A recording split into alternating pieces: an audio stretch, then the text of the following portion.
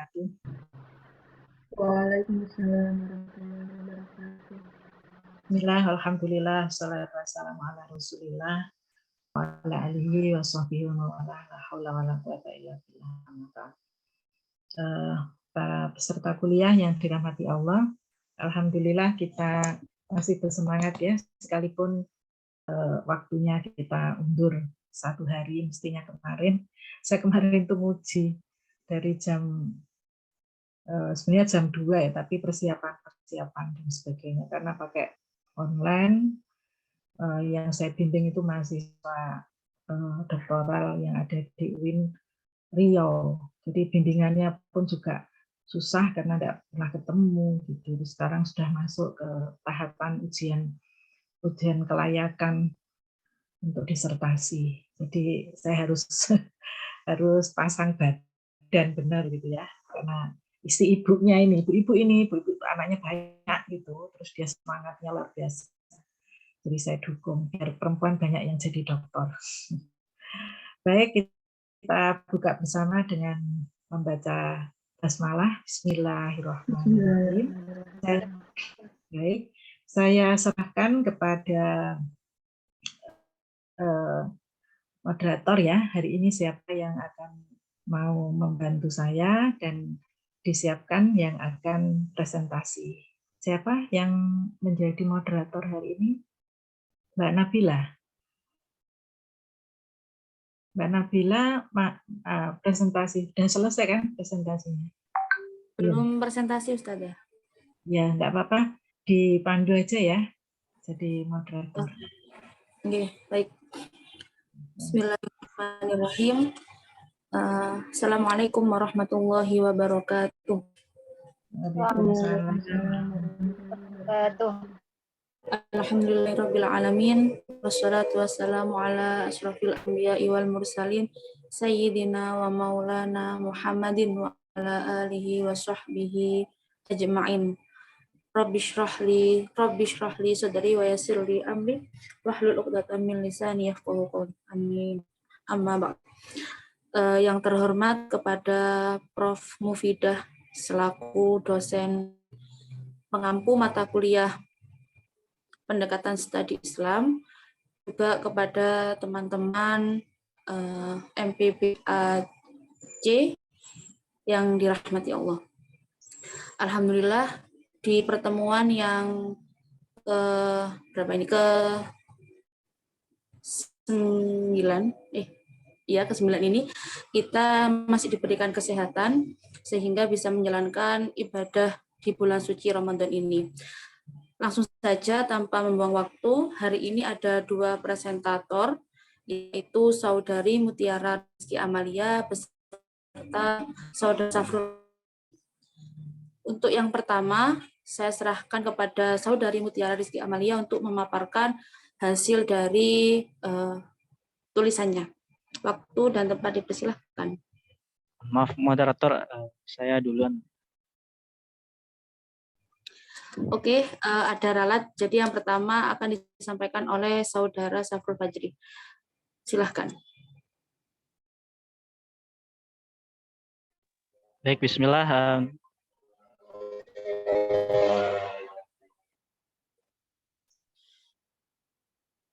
Baik, terima kasih kepada moderator dan juga Saudara Rafiq yang sudah membantu berlangsungnya presentasi pada hari ini ya. Baik, bismillahirrahmanirrahim. Assalamualaikum warahmatullahi wabarakatuh. Waalaikumsalam warahmatullahi wabarakatuh. Pertama, puji syukur kehadirat Allah. Semoga kita semua dalam lindungan dan rahmat Allah Subhanahu wa Ta'ala. Langsung saja, saya pada kesempatan yang mohon maaf, pada kesempatan yang bahagia ini saya ingin menyampaikan hasil dari penelitian yang saya tulis, yang mana judulnya yaitu faktor yang menyebabkan bunuh diri di Indonesia dan bagaimana dalam perspektif Islam. Baik, lanjut. Baik. Nah, teman-teman, kenapa alasan saya mengambil tema ini? Karena berdasar pengamatan singkat saya sebagai penulis, saya merasa bahwa tema ini harus diangkat karena belakangan ini kita sering temukan baik di sosial media ataupun di layar televisi adanya fenomena atau kasus bunuh diri yang dilakukan oleh saudara-saudara kita yang setanah air, khususnya di Indonesia begitu. Nah, fenomena bunuh diri ini pendahuluan. Fenomena bunuh diri ini merupakan suatu peristiwa atau tragedi yang sering terjadi akhir-akhir ini. Di antara mereka ada yang melakukan bunuh diri dengan cara diam-diam. Nah, ini metode atau cara mereka melakukan bunuh diri itu ya teman-teman, untuk saat ini ada diam-diam, terang-terangan, bahkan tidak sedikit di kalangan mereka yang dengan sengaja membuat video atau live streaming, siaran langsung di media sosial hingga kejadian tersebut disaksikan oleh jutaan pasang mata dan disebarkan di grup. Nah, mungkin teman-teman juga pernah mendengar kejadian atau kasus bunuh diri di Indonesia akhir-akhir ini. Banyak yang melakukan secara diam-diam, tiba-tiba udah tinggal mayat, ataupun terang-terangan, bahkan ada yang live streaming ya. Kalau untuk di Indonesia saya belum ini ya, masih sedikit ya untuk live streaming sendiri. Namun untuk di luar negeri sangat banyak ya orang-orang mereka yang bunuh diri secara live streaming. Ini bagian singkat saja, lanjut. Nah, ini berdasarkan dari Pusat Data dan Informasi Kementerian Kesehatan Republik Indonesia 2019. Ini datanya dikeluarkan 2019. Berdasarkan WHO, World Health Organization, Global Health Estimate mengatakan bahwa kasus di Indonesia pada tahun 2016 terdapat 3,4 per 100 penduduk, yang mana diantaranya ada laki-laki sebesar 4,8 per 100 penduduk, lebih tinggi dibandingkan perempuan yang mana jumlahnya 2,0 per 100 penduduk atau jiwa. Nah, dari ini secara umum angka kejadian nah, kalau dari ini kita lihat bahwasanya untuk di Indonesia pada tahun 2016 sendiri, angka kematian bunuh diri itu lebih banyak dilakukan oleh laki-laki atau pria. Nah, mungkin kalau analisa singkat kita, karena seorang laki-laki itu mungkin lebih memiliki tanggung jawab yang banyak. Nah, oleh karena itu lebih cenderung melakukan aksi atau fenomena bunuh diri ini. Kemudian secara umum angka kejadian lebih sering terjadi pada orang-orang yang berumur lebih tua. Nah, kecuali pada umur 20 sampai 29 tahun sebesar 5,1 per 100 penduduk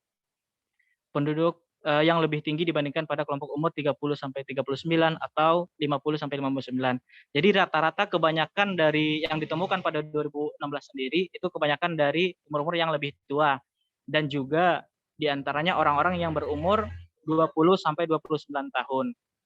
Lanjut. Nah, kan tadi untuk fenomenanya sudah saya sampaikan, ada berbagai cara yang dilakukan orang dalam bunuh diri, begitupun berdasarkan data dari Kementerian Kesehatan Republik Indonesia, banyaknya atau meningkatnya kejadian bunuh diri dari tahun ke tahun. Nah, ini untuk metode yang saya ambil atau yang saya gunakan dalam penelitian ini. Pada penelitian ini, peneliti menggunakan kajian literatur dan dokumen. Kajian literatur yaitu literatur berupa buku-buku, makalah, ataupun jenis tulisan lainnya, dan juga kajian terhadap berbagai macam dokumen yang terkait dengan topik bunuh diri dan perspektif Islam yang dikaji dalam penelitian ini. Lanjut. Nah, ini masuk ke pembahasan. Pembahasan berdasarkan dari tadi tema saya, faktor-faktor penyebab bunuh diri dan bagaimana dalam perspektif Islam. Nah, saya awali dari definisi atau pengertian bunuh diri sendiri. Menurut Stuart and Sandin, 1998, bunuh diri adalah suatu tindakan yang maladaptif atau agresif dengan tujuan mengakhiri hidupnya dengan cara melukai diri sendiri. Ini menurut Stuart and Sandin ya, pada 1998. Kemudian Rawlins dalam hal ini juga ikut berpendapat bahwa yaitu pada tahun 93, bunuh diri adalah suatu tindakan yang dilakukan oleh seseorang secara sengaja dan sukarela tanpa ada paksaan dari siapapun dengan tujuan mengakhiri hidupnya. Jadi dari dua pendapat ini dapat kita simpulkan bahwa eh, bunuh diri adalah suatu tindakan mencelakai atau menyakiti diri sendiri yang mana tujuannya adalah untuk mengakhiri hidup yang telah menjadi ketetapan Tuhan. Jadi ada dua kata kunci, yaitu pertama melukai atau menyakiti diri sendiri tanpa ada paksaan dari siapapun, yang kemudian tujuannya adalah untuk mengakhiri hidup, yang mana hidup itu kan merupakan ketetapan Tuhan, kematian ketetapan Tuhan, dan lain sebagainya. Lanjut. Nah, kalau tadi menurut para ahli, sekarang bagaimana pandangan Islam?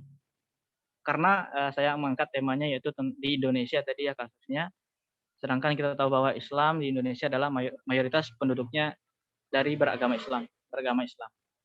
Tindakan bunuh diri dalam Islam sangat dilarang keras, bahkan sangat diharamkan. Karena tindakan tersebut sama halnya mendahului ketetapan dan ketentuan Allah Subhanahu wa taala. Apabila seseorang mati disebabkan karena bunuh diri, maka kelak Allah akan menghukumnya dimasukkan ke dalam neraka. Nah, ini tentu kita sebagai umat muslim memiliki pedoman dan petunjuk, yaitu Al-Qur'an dan Sunnah sebagai landasan kita dalam beragama. Lanjut.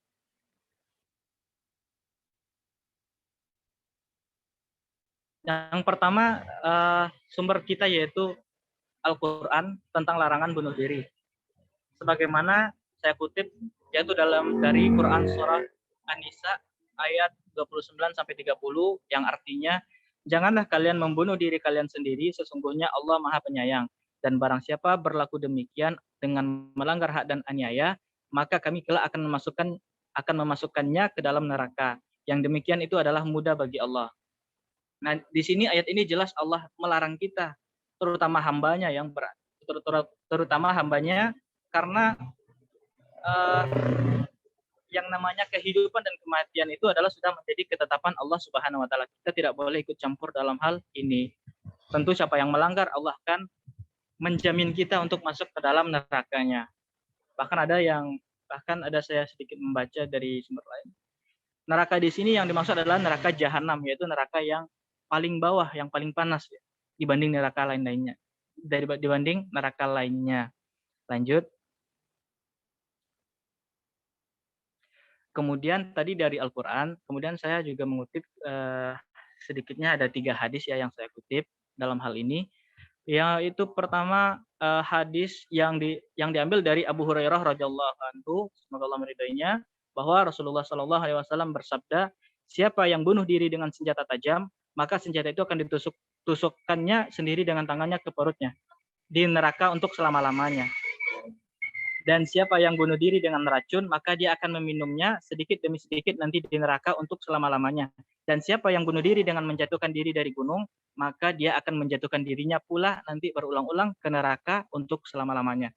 Nah, di hadis ini dapat kita ambil ibroh atau pelajaran bahwasanya seperti apapun langkah atau cara yang kita lakukan dalam membunuh diri, maka Allah akan memberi balasan yang sama ketika di hari akhir kelak. Seperti contoh di sini saya ambil minum racun ya. Kan tidak sedikit di antara manusia yang bunuh diri dengan cara meminum racun. Begitupun balasan Allah yaitu nanti di hari akhir ataupun di neraka ditempatkan kalau Allah berkehendak ya. Nanti orang yang bersangkutan maka akan juga meminum racun untuk selama-lamanya. Karena kita tahu minum racun itu kan sangat menyakitkan, sangat menyiksa ya. Baik, lanjut. Ini hadis yang pertama dari hadis riwayat Muslim ya. Kemudian hadis kedua artinya di antara orang-orang sebelum kalian ada seorang laki-laki yang terluka. Kemudian ia merasa putus asa, lalu ia mengambil sebuah pisau dan mengiris urat nadi tangannya sendiri. Dengan pisau tersebut tentu saja darahnya tidak berhenti keluar dari tubuhnya sampai akhirnya ia meninggal dunia. Kemudian Allah Subhanahu wa taala berfirman, "Hambaku telah mendahuluiku untuk mengakhiri masa hidupnya, maka aku mengharamkan surga atas orang tersebut." Nah, ini hadis qudsi ya yang diriwayatkan oleh Bukhari, bahwa jelas di sini bahwa ada seseorang yang tangannya luka, entah mengapa dalam pikirannya mungkin merasa putus asa, jadi ia tidak sanggup merasakan sakit. Orang tersebut memutuskan untuk bunuh diri dengan cara mengiris urat nadinya dengan pisau. Maka Allah juga langsung memberikan hukuman atau peringatan kepada orang bersangkutan bahwa ia telah mendahului ketetapan Tuhan. Maka Allah haramkan surga baginya. Tentu ketika Allah sudah mengharamkan surga baginya, maka Allah akan berikan ia tempat di neraka. Ini yang kedua. Lanjut yang ketiga.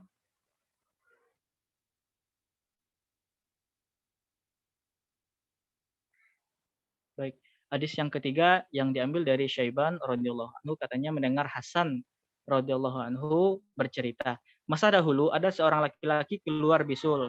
Ketika itu ia tidak dapat lagi menahan rasa sakitnya. Ditusuknya bisulnya dengan anak panah hingga menyebabkan darah banyak keluar. Lalu ia meninggal. Kemudian Tuhanmu berfirman, aku haramkan baginya surga karena ia dengan sengaja membunuh dirinya sendiri. Kemudian Hasan radhiyallahu anhu menunjukkan ke arah masjid dan berkata, demi Allah, Jundab menyampaikan hadis itu kepadaku dari Rasulullah di dalam masjid ini. Hadis riwayat Muslim. Nah, ini hampir mirip kejadiannya dengan hadis kedua, yaitu seseorang yang merasakan sakit, namun ia mengambil tindakan atau keputusan yang gegabah, lantas itu pun dapat menyebabkan kematian untuk dirinya sendiri karena ia menusukkan anak panah ke dalam bisulnya. Lanjut.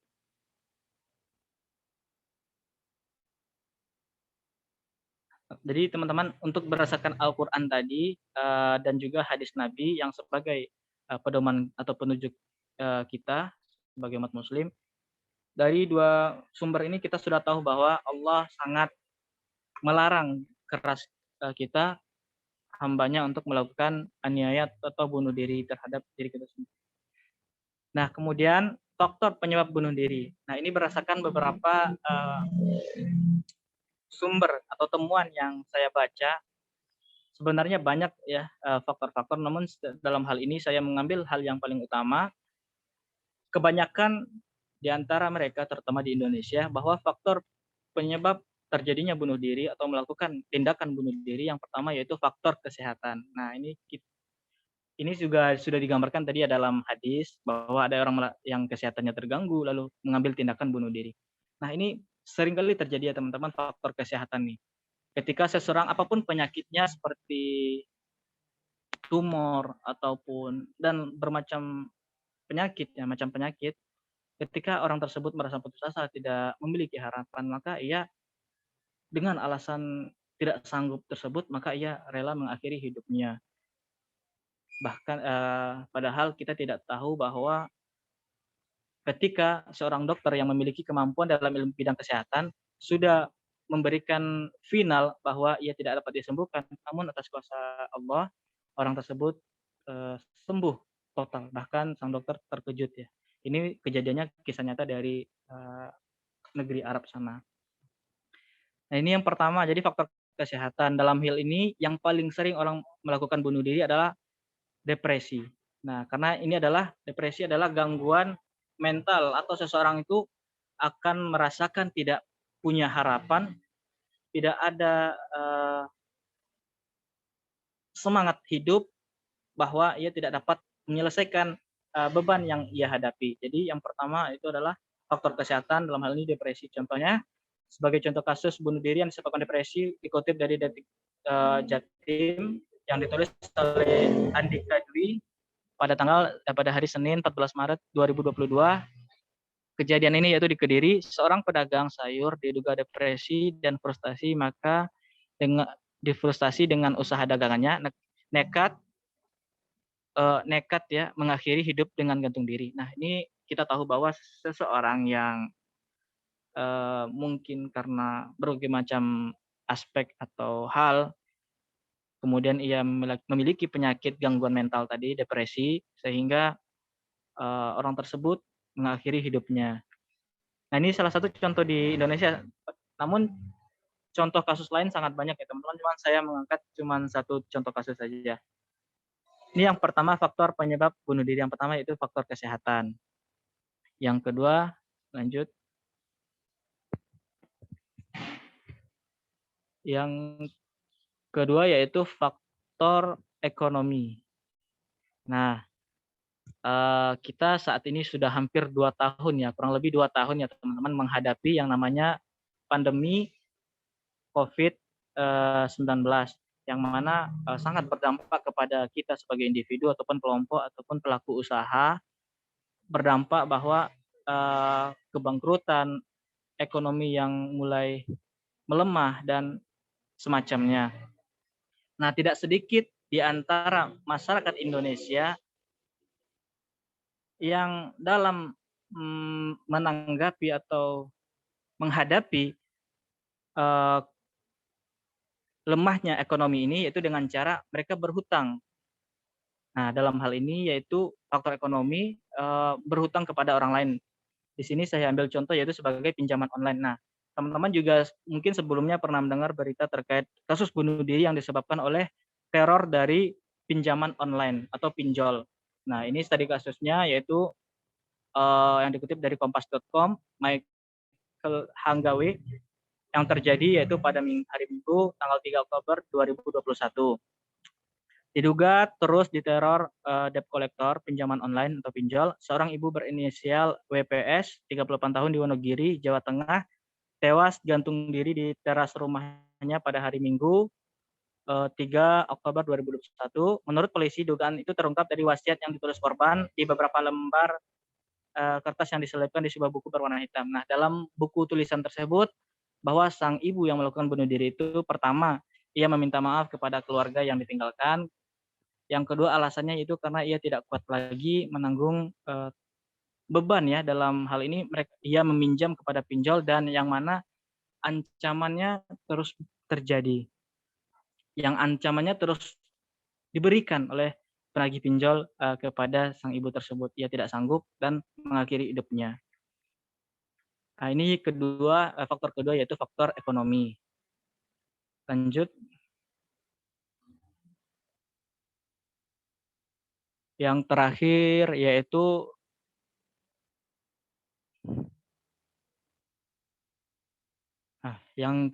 faktor sosial. Nah, teman-teman, sebenarnya faktor sosial ini juga merupakan faktor yang paling sering menyebabkan orang lain menghabisi nyawanya sendiri. Terutama dalam kasus ini yaitu para korban pemerkosaan. Nah, kita juga digemparkan kemarin sebelum-sebelumnya dengan salah satu contoh kasus yang diduga menjadi korban pemerkosaan yang dalam hal ini saya kutip dari BBC News Indonesia pada hari Senin 6 Desember 2021. Kasus bunuh diri seorang mahasiswi NW, ini mohon maaf ya kalau nggak salah mahasiswi UB Universitas Brawijaya, korban dugaan pemerkosaan di Mojokerto, Jawa Timur oleh kekasihnya yang seorang anggota polisi dan viral di media sosial disebut menjadi bukti nyata bahwa institusi kepolisian masih belum dapat diharapkan merespon cepat atas tindakan kekerasan seksual. Nah, ini kita juga tahu sedikit ceritanya bahwasanya sang mahasiswi tersebut itu dipaksa menggugurkan kandungannya, tapi saya mohon maaf ya tidak tahu pasti. Namun dalam hal ini ia mengaku sebagai diduga jadi korban pemerkosaan dari sang pacarnya atau kekasihnya. Nah, jadi untuk kita semua agar berhati-hati, jadi untuk kesimpulannya bahwa ada 3 faktor utama seseorang itu tega melakukan atau mengakhiri hidupnya dengan cara bunuh diri atau menganiaya dirinya sendiri. Yang pertama faktor kesehatan, yang kedua faktor ekonomi, yang ketiga yaitu faktor sosial. Nah, mungkin dari saya cukup sekian terkait dengan faktor penyebab.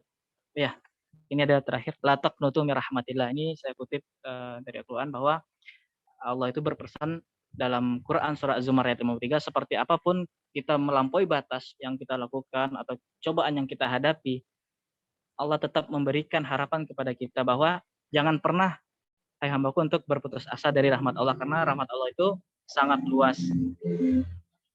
Baik teman-teman, mungkin dari saya cukup sekian. Jika nanti ada yang mau ditanyakan, saya serahkan kepada moderator atau mau tambahan, komentar, dan lain sebagainya. Terima kasih. Assalamualaikum warahmatullahi wabarakatuh. Waalaikumsalam warahmatullahi Allah wabarakatuh. wabarakatuh. Diucapkan terima kasih atas penjelasannya kepada pemateri yang pertama.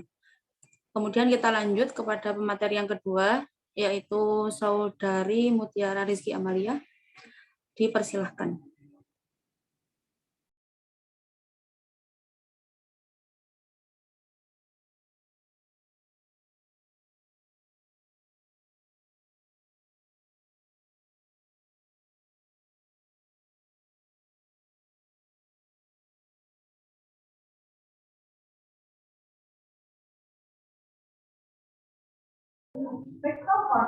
Mohon maaf sebentar.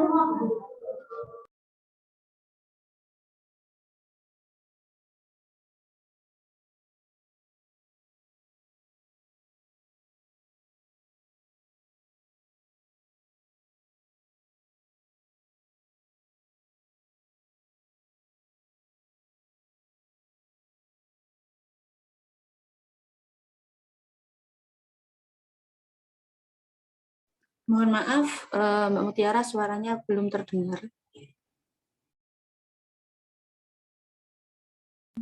Masih belum. Enggak. Mohon izin share screen. Apa suara saya sudah jelas? Halo? Sudah jelas. Iya, sudah jelas. Monggo.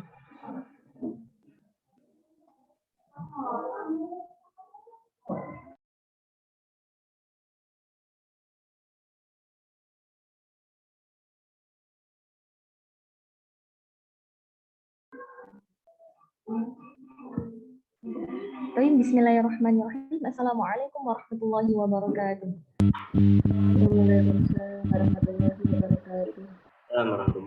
Pada pertemuan kali ini, di siang yang cerah agak mendung ini, izinkan saya untuk sedikit mempresentasikan hasil dari artikel saya, yaitu kritik kitab Ikhtilaf Zaujain dalam hak suami istri berdasarkan perspektif gender.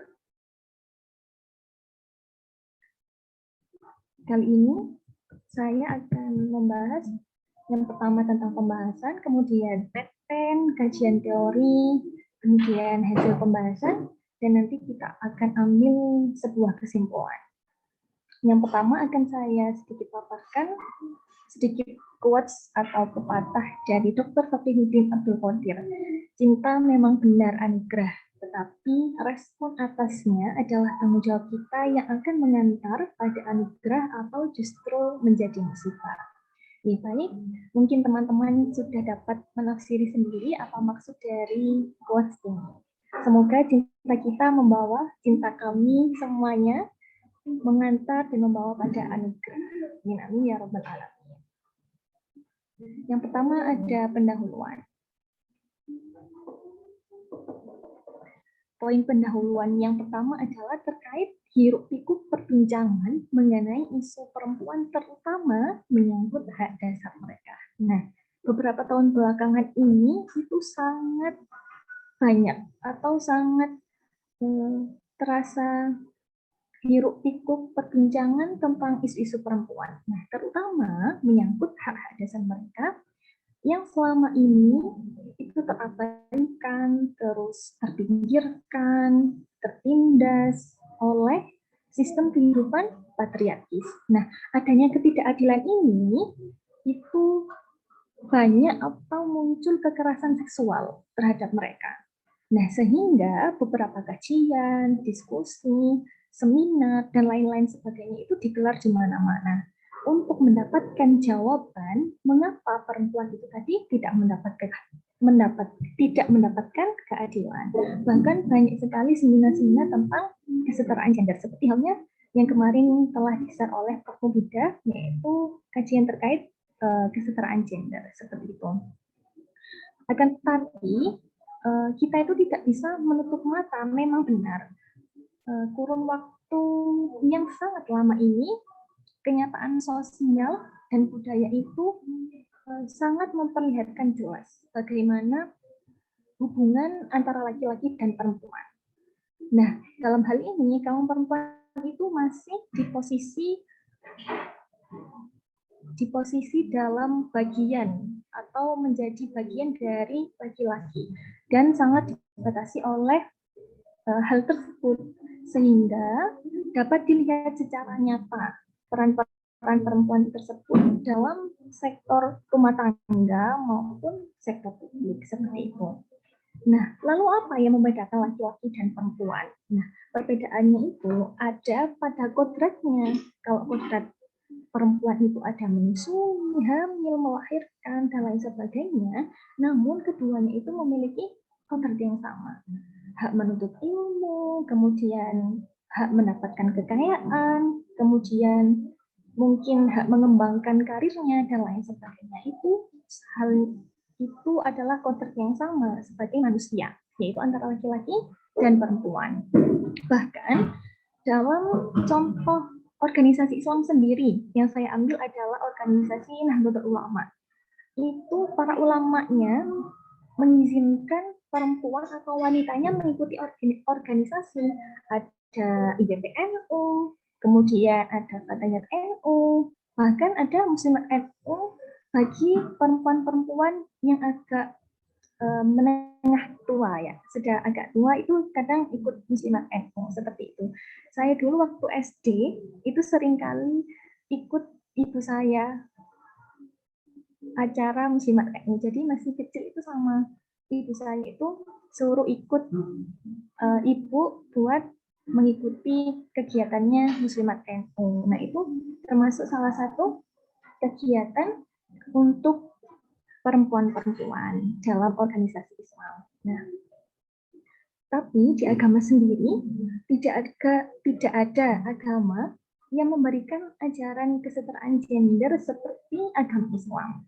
Kemudian tidak ada kitab suci yang menjelaskan secara eksplisit tentang kesetaraan gender itu selain Al-Quran. Seperti itu. Kemudian tentang sosial masyarakat terkait kesejajaran laki-laki dan perempuan sendiri itu memang cukup lemah. Nah, biasanya perempuan itu ada yang saya ambil ada 3 buah asumsi atau 3 pendapat tentang keyakinan dalam beragama. Nah, yang pertama itu asumsi atau pendapat yang secara eksplisit menempatkan perempuan sebagai pelengkap. Kemudian ada yang kedua, bakat moral etik perempuan itu lebih rendah. Bahkan yang ketiga, pandangan material, kemudian ideologi masyarakat pra-Islam itu memandang rendah peran perempuan dalam proses produksi seperti itu. Nah, kemudian tidak adanya pemahaman hak antara suami istri. Nah, seperti judul yang saya ambil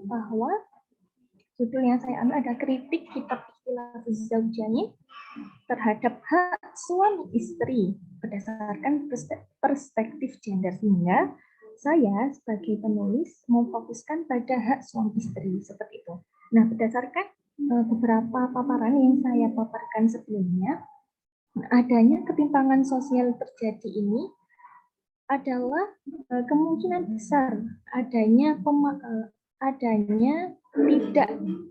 tidak adanya pemahaman antara suami dan istri dalam kehidupan rumah tangga, sehingga kewajiban antar pasangan yang sudah menikah itu sebenarnya adalah memantapkan ilmu atau memanajemen pernikahan agar sistem patriarki itu tadi tidak menjadi sebuah mayoritas dalam sebuah rumah tangga, karena pernikahan adalah pada dasarnya saling melengkapi satu sama lain seperti itu. Nah, sehingga timbul penelitian yang saya ambil dari kitab Ikhtilafuz Zaujain yang ditulis oleh Profesor Dr. Kiai Haji Ahmad Yasin Ashmuni dari Kediri, dalam hal ini untuk mengkritik isi kitab tersebut berkaitan dengan kesetaraan gender. Apakah kitab tersebut mengakui kesetaraan gender atau malah hanya fokus pada salah satu, yaitu sistem patriarkinya seperti itu. Nah, ini adalah gambar kitab Ikhtilafuz Zaujain. Nah, Ikhtilafuz Zaujain ini itu karya Profesor Dr. Ahmad Yassin Asmuni dari Kediri, yaitu dari Ma'had atau Pondok Pesantren Salaf Hidayatul Tulab di Kediri, di Petok Semen Kediri, seperti itu. Nah, kita lanjut. Sedangkan untuk medpen yang saya ambil dalam penelitian ini itu merupakan jenis penelitian kepustakaan atau library research. Dengan, maaf saya typo, dengan metode kualitatif. Sifatnya penelitian ini termasuk penelitian deskriptif. Kita lanjutkan. Nah, sedangkan untuk literatur review-nya atau teori yang saya ambil yang pertama adalah gender. Nah, kata gender ini belum masuk dalam perbendaharaan Kamus Besar Bahasa Indonesia. Tetapi istilah ini sudah lazim atau sudah sangat lazim kita dengarkan, digaungkan di mana-mana, bahkan ada seminar-seminar yang mengkaji tentang kesetaraan gender secara khusus seperti itu. Nah, kemudian gender sendiri itu tadi diartikan sebagai suatu interpretasi mental atau kultural terhadap pembedaan kelamin, yakni kelamin laki-laki dan perempuan. Nah, gender biasanya juga digunakan untuk menunjukkan pembagian kerja dianggap tepat bagi laki-laki maupun perempuan. Seperti itu. Nah, kemudian dari ketimpangan sosial yang sebelumnya saya jelaskan di pendahuluan, nah kemudian muncullah gerakan feminis. Nah, gerakan feminis ini dimulai sejak akhir abad ke-18, namun diakhiri abad ke-20. Nah, pada abad ke-20 ini sangat gencar-gencarnya dan sangat gerakan feminisme ini digencarkan di tempat umum dan di mana-mana dan dikaji dalam semua tempat, tidak kenal itu kampus, kemudian masyarakat dan lain sebagainya. Nah, namun sebenarnya gerakan feminis atau kesetaraan gender sendiri itu tidak mulai dari abad ke-18, bahkan dari zaman Rasulullah pun sudah ada kesetaraan gender. Kita dapat flashback ya di sejarah Rasulullah itu bahwa pada zaman jahiliyah sendiri itu perempuan benar-benar seperti tidak ada ruang untuk bergerak. Ketika seorang perempuan itu tadi melahirkan seorang bayi perempuan, itu anak perempuannya dikubur hidup-hidup. Kemudian perempuan sangat terbatas geraknya, dianggap lemah, tidak berdaya saat melakukan perang sehingga dipinggirkan seperti itu. Namun ketika adanya Rasulullah hadir, itu benar-benar Rasulullah mengubah mindset itu, merubah menjadi perempuan itu benar-benar dibutuhkan, ya dibutuhkan dalam suatu masyarakat seperti itu. Seperti halnya ada contoh itu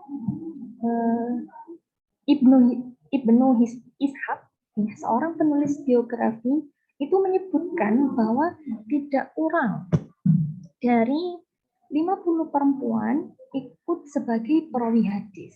Nah, ada lagi kitab Al-Muwatta. Ya, kitab Al-Muwatta itu juga cukup banyak hadis yang diriwayatkan oleh perempuan seperti itu. Nah, dari contoh tersebut memang dari zaman dahulu itu sudah ada peran seorang perempuan dalam kehidupan agama Islam dan ikut memperjuangkan, mendakwahkan agama Islam seperti itu. Nah, relasi terbentuknya gerakan feminis ini itu juga disikapi oleh para feminis dengan beberapa teori. Ada feminisme liberal, feminis marxis sosialis, kemudian ada feminis radikal seperti itu. Kita lanjutkan. Nah, karena saya sendiri mengambil judul hak suami istri, sehingga ada teori menyebutkan bahwa perkawinan dianggap sah apabila telah memenuhi ketentuan yang diatur dalam Undang-Undang nomor 1 tahun 1974. Nah, tentang perkawinan dan aturan pelaksanaannya itu tadi sudah tertuang dalam Perpu.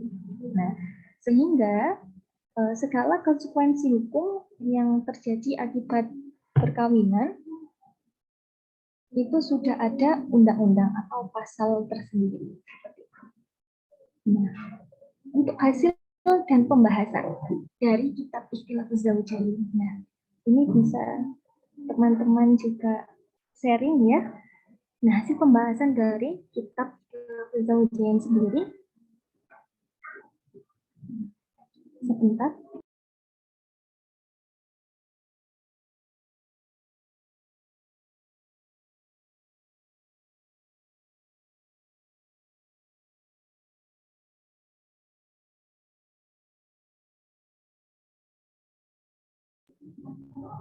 Hasil pembahasan sendiri, yang pertama, alasan pasangan mempunyai perbedaan.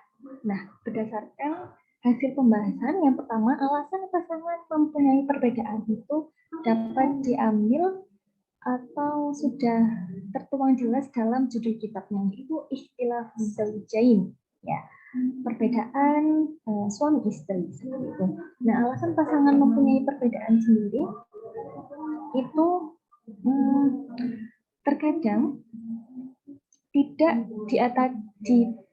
ditaatinya sebuah peraturan hukum atau syariat, baik atau buruknya pilihan seorang wanita atas laki-laki atau seorang pria atas wanita, sehingga mengesampingkan kontrol yang disebutkan dalam nas sendiri.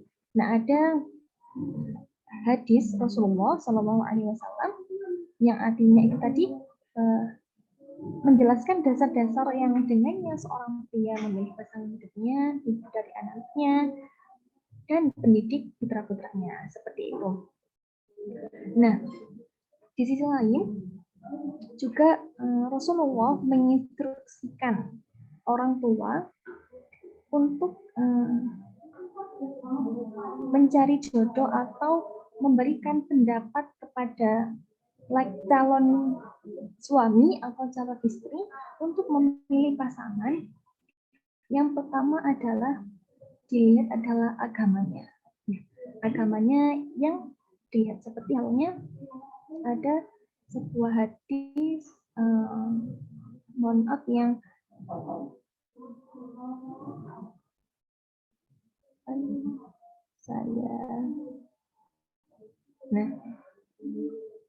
seorang wanita dinikahi karena 4 alasan. Liha, limaliha, walijamaliha, walidiniha, fatfar, dan din. Seorang wanita dinikahi karena 4 alasan. Karena nasabnya, hartanya, kecantikannya, dan agama. Nah, jika memilih agama, maka akan beruntung. Seperti itu. Kemudian saya lanjut, yang kedua adalah terkait keterasingan dalam pernikahan.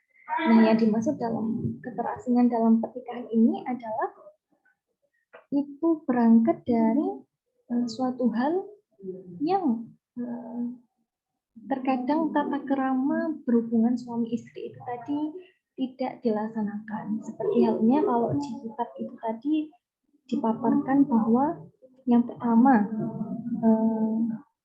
jika dia seorang perempuan ya, seorang perempuan jika bertanya kepada suaminya, jika ingin melakukan hubungan suami istri, itu dimulai bercanda terlebih dahulu, kemudian bermain dengan apa yang diperbolehkan, seperti menyentuh, kemudian memeluk, mencium, dan lain sebagainya. Seperti itu. Yang kedua, terkadang hubungan antara suami dan istri tersebut saat hubungan ini tanpa menawarkan foreplay. Foreplay itu apa ya bahasanya kalau foreplay? Mukadimah. pemanasan ya, pokoknya seperti itu. Atau ciuman di kepala mungkin, atau dengan ciuman di mata. Tapi hal tersebut itu tadi menyebabkan perpisahan atau perselisihan yang merupakan suatu yang tidak diperkenankan seperti itu. Ada lagi orang yang ingin melakukan hubungan tersebut tidak menyebut nama Allah terlebih dahulu. Nah, boleh Al-Ustaz Asbarin disebutkan doanya sebelum melakukan, mungkin sudah hafal. Allahumma apa? Allahumma Ustaz jannibna. Asbarin. Baik, seperti itu ya doanya. Kemudian ketika ternyata setelah berhubungan, ketika suami itu sudah ejakulasi, itu ternyata ada doanya juga. Alhamdulillahilladzi khalaqa minal ma'i basyaran faja'alahu bla bla bla bla. Seperti itu ya. Bisa dilihat di kitab Idalah Zawjain atau di artikel saya nanti seperti itu. Nah, yang terakhir itu jika suami berejakulasi sebelum istrinya, nah maka si suami ini disuruh untuk menunggu sampai dia buang air kecil, karena itu termasuk sunnah seperti itu. Nah, selanjutnya memahami hak dan keinginan istri. Nah, ini adalah hal yang paling menonjol dalam kitab Idalah Zawjain yang berdasarkan perspektif gender atau kesetaraan gender, bahwa di kitab ini ada loh yang mempunyai perhatian khusus kepada seorang istri gitu. Nah, ini memahami hak dan keinginan istri. Nah, dalam hal ini itu terkadang dalam suatu rumah tangga ada campur tangan orang lain yang banyak menimbulkan kecemburuan, bahkan kesalahpahaman yang mengakibatkan nantinya ada suatu kejadian yang tidak diinginkan, yaitu contohnya perceraian. Sehingga semakin bertambahnya masalah atau beban masalah pribadi rumah tangga diketahui oleh orang lain, kemudian terkadang suami atau istri mengeluh kepada orang lain dan orang lain tersebut ikut campur tangan ke pihak tersebut dengan berdalih membantu. Namun keadaannya itu tadi semakin runyam, semakin tidak baik. Mungkin saja yang ingin membantu itu tadi mempunyai maksud khusus yang menjadikan hal-hal yang tidak diinginkan seperti itu. Kemudian ada tidak menjaga etika berhubungan keduanya. Nah, dalam hal ini tidak menjaga etika berhubungan suami istri tadi itu seperti halnya sama dengan keterasingan dalam pernikahan yang sedikit membahas tentang hubungan suami istri ya. Ada tidak menjaganya akhlak saat berhubungan, kemudian terkadang menyakiti hati satu sama lain, keluar kata-kata yang tidak mengenakan sehingga hati yang lainnya itu tadi merasa kok omongannya seperti ini ya, emang saya salah apa, kan itu tadi bisa diomongkan secara baik-baik gitu ya, secara fair gitu, duduk bersama diomongkan saling terbuka seperti itu. Terus kemudian adanya foreplay itu tadi atau katanya Ustaz Asbarin muqaddimah. Nah, itu bisa jadi membahagiakan atau melembutkan hati wanita. Kemudian terkadang ada sebuah rumah tangga yang tidak memiliki selera humor yang tinggi. Jadi rumah tangganya itu sangat kadang serius banget, nggak ada lucu-lucunya. Kalau lucu kadang cuma iya, cuma dijawab gitu mungkin. Nah, itu etika seperti itu tuh perlu digali lebih dalam atau belajar lagi terkait ilmu pernikahan seperti itu ya. Tapi di sini saya tidak untuk seminar pernikahan ya, karena saya di sini adalah untuk kritik atau analisis dari kitab ini gitu. Nah, isinya seperti itu. Nah, kita lanjutkan. Ada sopan santun istri kepada suami.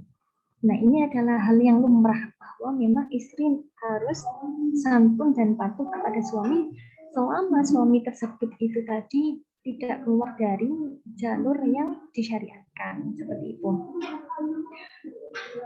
Kemudian yang terakhir, adanya efek dari perbedaan antar pasangan. Nah, dari analis umum atau judul umum yaitu perbedaan antara suami dan istri, ternyata nantinya itu ada efek loh yang terjadi ketika adanya perbedaan tersebut. Nah, efeknya apa saja? Yang pertama itu bisa berefek terhadap anak-anaknya. Nah, itu sangat-sangat jelas bahwa ketika kedua orang tua itu bertengkar dan misalnya ada anak yang melihat ketika orang tuanya bertengkar, maka mungkin perasaan anaknya itu tadi ciut ya, dan bisa merubah psikologis anak seperti itu. Nah, terkadang mereka anak ini itu terganggu dan merasa tidak memiliki perhatian atau kasih sayang yang lebih karena kehidupan orang tuanya itu hanya persoalan bertengkar dan adanya perbedaan. Kemudian rahasia suami istri tersebut ya atau keluhan masing-masing pasangan itu tadi terkait mungkin keduanya sedang sibuk. Nah, ini ada suami yang sombong atau apa namanya ya, tinggi hati ketika dia bertemu dengan temannya ya, teman laki-lakinya itu menceritakan semua hal yang terjadi pada istrinya. Begitu halnya, misal ada seorang istri yang menceritakan kejadian suaminya di rumah itu seperti apa kepada seorang teman perempuannya seperti itu.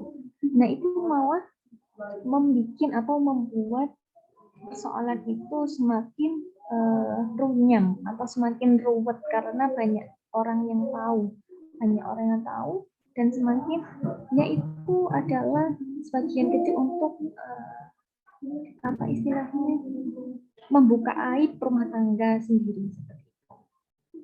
Kemudian efek dari perbedaan antar pasangan yang terakhir itu belas kasihan atau sakinah mawaddah warahmah dalam keluarga itu tadi sedikit demi sedikit akan pudar karena adanya konflik perbedaan antara keduanya seperti itu. Nah, untuk mengobati atau sedikit memperbaiki perbedaan tersebut, dalam kitab ini juga dicantumkan loh bagaimana sih cara penyembuhan perbedaan dalam rumah tangga. Nah, itu ada juga disebutkan dan menyebutkan bahwa perceraian itu tadi bukan hal atau bukan solusi yang terbaik untuk memutuskan perbedaan tersebut. Jadi di kitab Ikhtilafuz Zaujain itu tadi tidak mensarankan, ya pastinya semuanya tidak menyarankan, tapi di dalam kitab tersebut dicantumkan bahwa perceraian itu tidak digunakan seperti itu. Nah, kemudian setelah adanya efek tersebut juga bagaimana sih suatu rumah atau suatu rumah tangga itu tadi bisa tidak ada masalah gitu. Nah, itu ada juga solusi yang dicantumkan dalam kitab tersebut. Salah satunya juga menambah kasih sayang di antara keduanya, kemudian saling memperbaiki dan saling menguatkan dalam menjadi lebih baik, khususnya dalam terkait dengan hal ibadah seperti itu ya. Kemudian juga komunikasi yang baik, bagaimana cara merawat atau membesarkan anak, kemudian juga bagaimana dedikasi rumah tangga tersebut untuk memberi manfaat bagi orang lain dimanapun dan kapanpun, sehingga rumah tangga tersebut bisa adem ayem dan menjadi sakinah mawaddah warahmah seperti itu. Itu adalah terkait hasil dari kitab Ikhtilafuz Zaujain. Sehingga kesimpulan yang bisa diambil dari kritik kitab Ikhtilafuz Zaujain pada hak suami istri berdasarkan perspektif gender. Nah, Sesungguhnya diperoleh hasil bahwa kedudukan istri setara dengan kedudukan suami, serta hak dan kewajiban keduanya sama, karena pasangan pada hakikatnya adalah saling melengkapi. Dan dalam kitab ini, kitab Ikhtilafuz Zaujain, juga cukup banyak dicantumkan hadis maupun dalil sebagai penguat, namun tadi hanya sedikit yang saya sampaikan. Nah, terlebih banyak hal yang memaparkan peran perempuan serta keduanya, sehingga dapat disimpulkan bahwa dalam kitab Ikhtilafuz Zaujain memandang kesetaraan gender dalam struktur sosial masyarakat, terutama dalam hak antara suami dan istri. Seperti itu. Terima kasih paparan dari saya. Mohon maaf apabila banyak kekurangan maupun kesalahan yang tidak saya sadari. Wassalamualaikum warahmatullahi wabarakatuh. Waalaikumsalam warahmatullahi wabarakatuh. Terima kasih kepada presentator kedua atas pemaparan penelitiannya. Mungkin mohon maaf di awal tadi belum dijelaskan alur perkuliahan kita siang hari ini. Jadi yang pertama tadi kan presentasi sudah kita lalui bersama. Kemudian sesi selanjutnya yaitu kritik atau sanggahan dari audien. Kemudian yang ketiga nanti ada pertanyaan dan puncak perkuliahan kita yaitu adalah penjelasan dari Prof.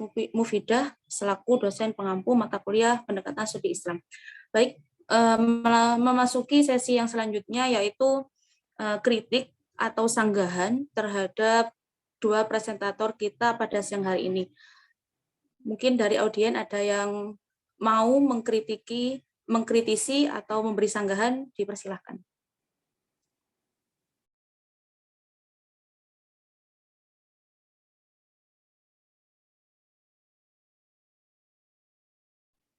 Apakah ada yang memiliki kritik atau sanggahan? Baik, mungkin jika tidak ada, saya mohon izin. Tadi beberapa poin yang saya catat untuk dua presentator. Jadi saya sekaligus ingin memberi sanggahan. Boleh nggih? Jadi yang pertama saya punya sanggahan atau kritik dari presentator pertama tentang judulnya tadi kan faktor yang menyebabkan bunuh diri di Indonesia dan bagaimana dalam perspektif Islam. Ini saya memiliki kritik terhadap judulnya dulu. Jadi namanya penelitian ilmiah mungkin dikurangi. Jadi sebaiknya dikurangi dengan penggunaan kata bagaimana dan bagaimana dalam perspektif Islam. Jadi kata bagaimana biasanya ini muncul di rumusan masalah. Jadi kalau muncul kata bagaimana di judul, sepertinya nanti membuat pembaca itu kurang representatif. Jadi kurang memiliki kayak gairah membaca gitu. Jadi judulnya mungkin bisa sedikit dipoles oleh presentator.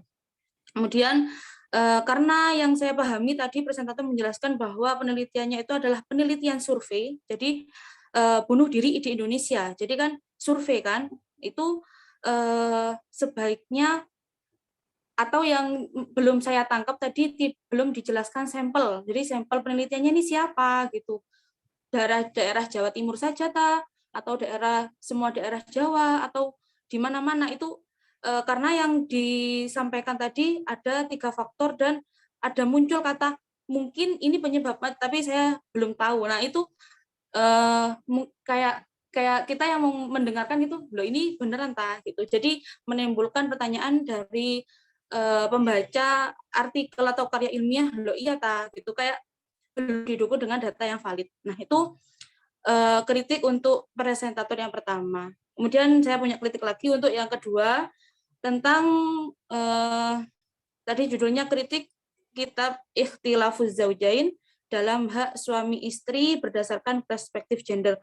Jadi yang saya dengarkan tadi presentator itu kan mengkritik isi dari kitab Ikhtilafuz Zaujain. Sebaiknya ditampilkan mana sih di kitab itu apa saja. Jadi tadi langsung muncul di hasil. Gimana ya? Jadi poin-poin di kitabnya itu kan dikaitkan dengan teori gender, perspektif gender. Jadi itu saya lihat tadi belum muncul. Nah, itu mungkin perlu dianalisis lagi oleh presentator. Nah, itu adalah kritik atau sanggahan dari saya. Mungkin kurang lebihnya mohon maaf, jadi saya mendobel ini.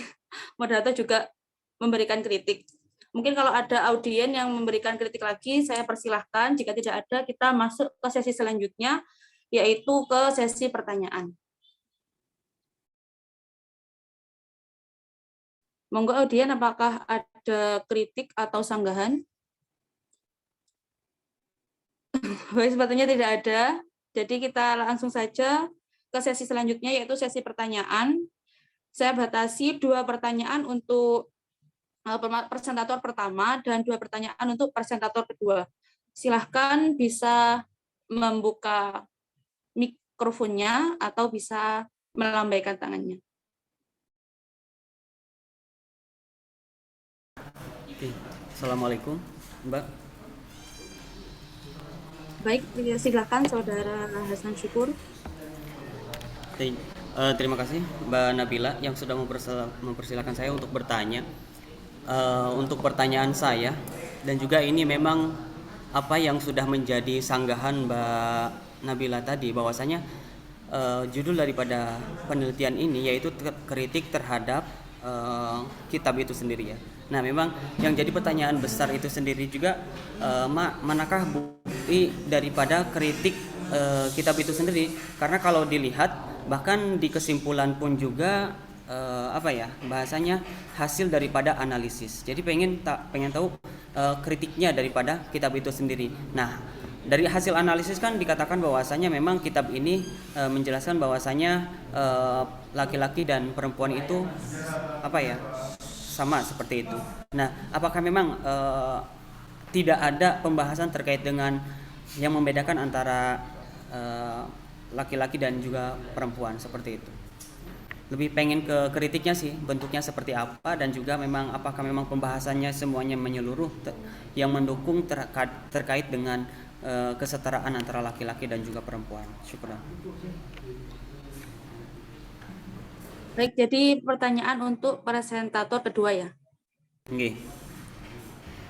Baik, masih ada kuota 1 untuk presentator kedua dan 2 kuota untuk presentator pertama. Kami persilahkan untuk.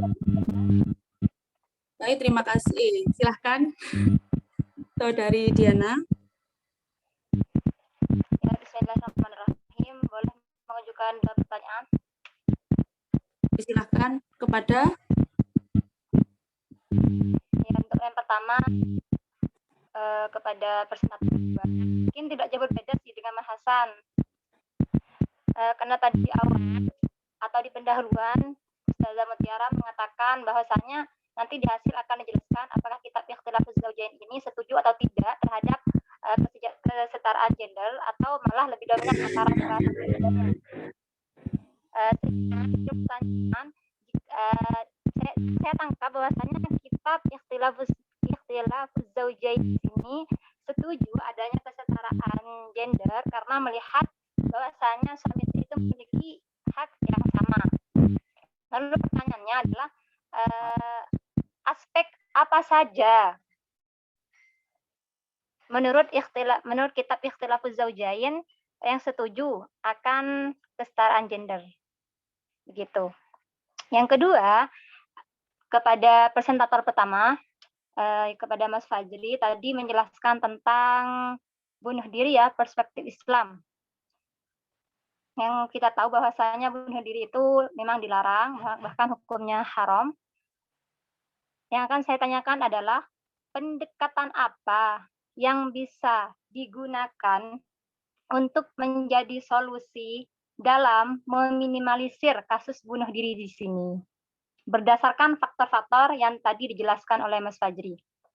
Kemudian, berdasarkan faktor sosial tadi, apakah ada apakah diatur juga oleh hukum yang ditetapkan di Indonesia itu sendiri? Gitu. Sudah, Mbak Nabila. Bisa ditangkap, Mbak Nabila. sudah saya catat, jadi ada 2 pertanyaan untuk presentator pertama dan kedua. Kuota untuk presentator kedua kami cukupkan dan masih ada 1 kuota lagi untuk presentator pertama. Disilahkan kepada audien yang ingin bertanya. Boleh tanya, Mbak? Baik, silahkan Saudara Asbarin. Gini, kan tadi saya baca punyanya Mas Fajri tentang faktor-faktor tadi yang bunuh diri dalam perspektif Islam. Kan ini kan mungkin masih umum ya, Islam. Kan dalam, kita kan tahu hukum Islam, karena mungkin ada yang dia lebih merujuk ke mana, ke maqasid syariah atau ke maslahah mursalah. Mungkin Mas Fajri bisa jelaskan, dulu tuh kalau nggak salah, Ustazah tuh pernah sampaikan, mungkin lebih dikaitkan dengan hukum fikih, usul fikih seperti apa dan bagaimana kedudukannya seperti itu. Apakah, pertanyaan saya, apakah perspektif saya nggak terlalu umum sehingga lebih dikerucutkan lagi atau lebih dikhususkan lagi mungkin dalam hal usul fikih atau maqasid syariah atau maslahah mursalah seperti itu mungkin Mas Fajri. Bagaimana Pak moderator? Apakah bisa dipahami? Pak Pulang Mbak maksudnya. Baik, sudah saya catat poin pertanyaannya. Baik, terima kasih kepada para audien atas pertanyaannya.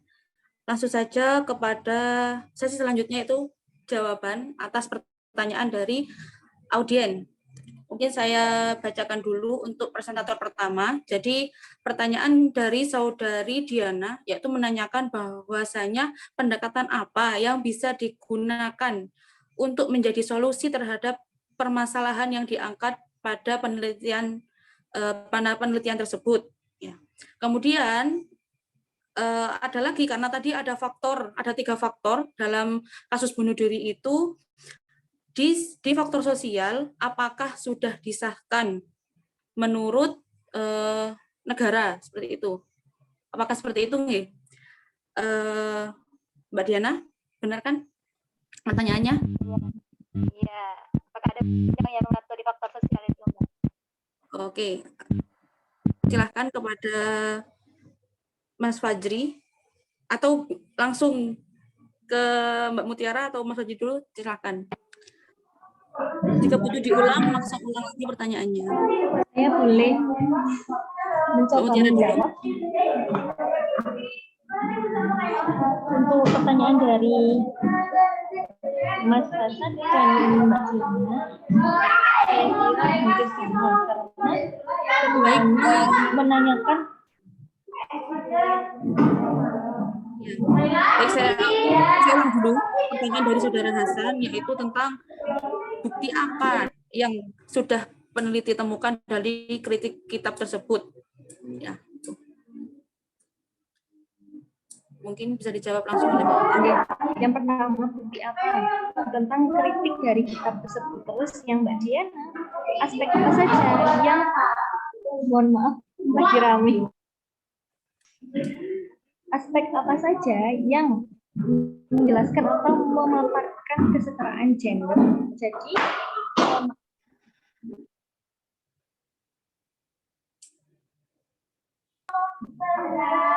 Jadi mohon maaf karena saya sedang di kelas sehingga tidak membawa kitabnya.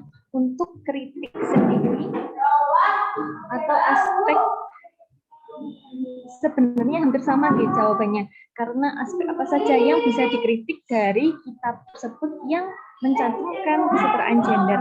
Jadi yang pertama itu terkait di kitab tersebut mencantumkan bahwa banyak sekali perempuan yang berada di rumah keluarganya,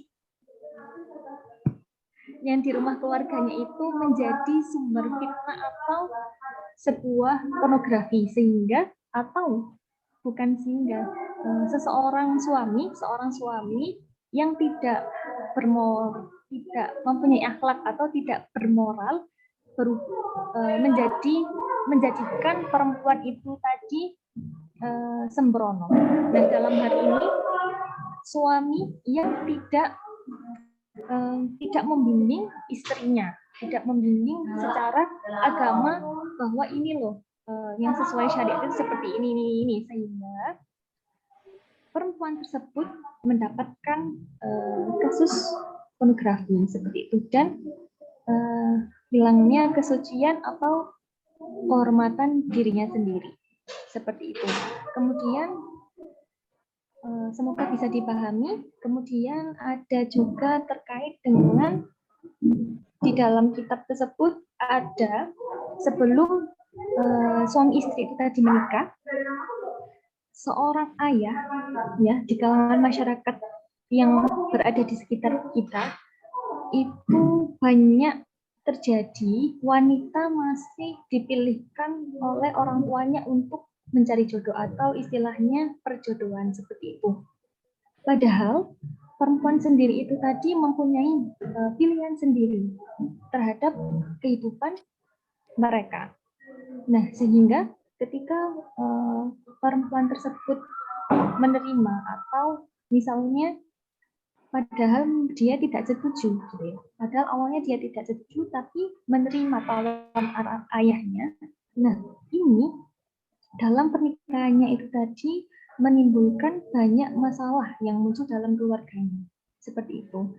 Nah, terkadang ayahnya ini itu terpaksa menikahkan anak perempuannya, padahal ayahnya sendiri itu tadi tidak tahu atau tidak mengetahui faktor psikologis yang terjadi pada anaknya sendiri.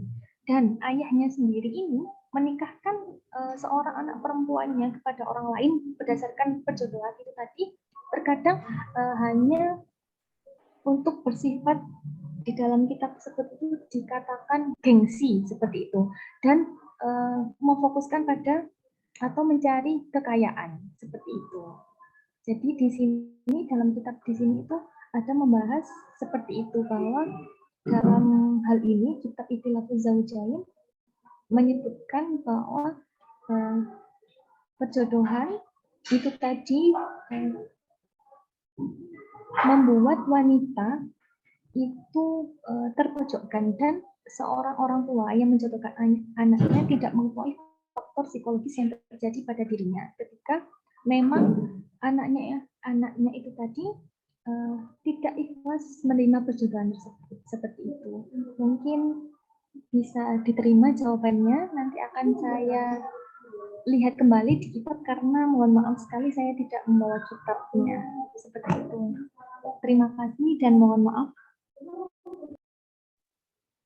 Baik, bagaimana atas jawaban dari presentator kedua kepada Saudara Hasan terlebih dahulu?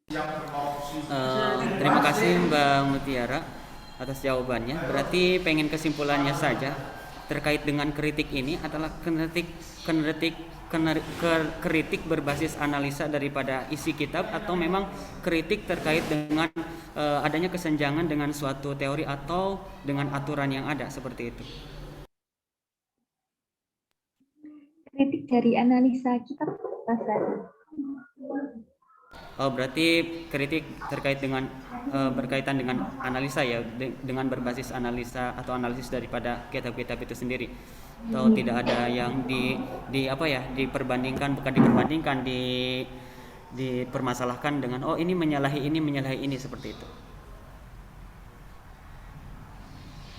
Oke, syukron, mungkin terima kasih, cukup insyaallah.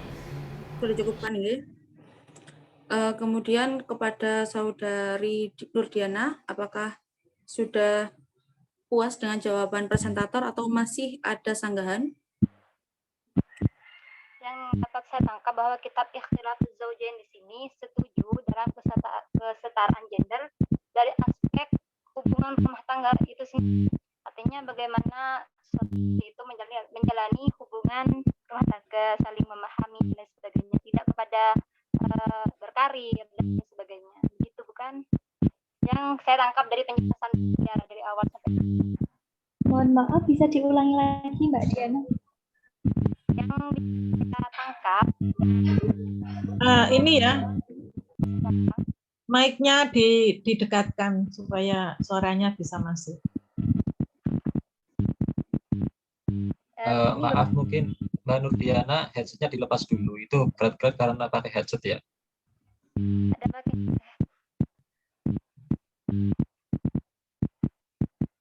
Ya, gini Mbak Mutiara, yang saya tangkap dari penjelasan Mbak Mutiara, bahwasanya kitab Ikhtilafuz Zaujain di sini setuju akan adanya kesetaraan gender dari aspek bagaimana suami istri itu menjalani hubungan rumah tangga.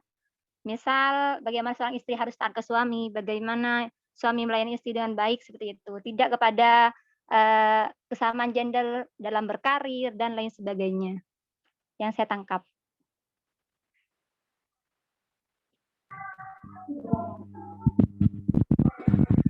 Bagaimana Saudari Mutiara? Pripun, saya ulangi lagi nih. Mbak Diana, saya ulangi Mungkin lagi.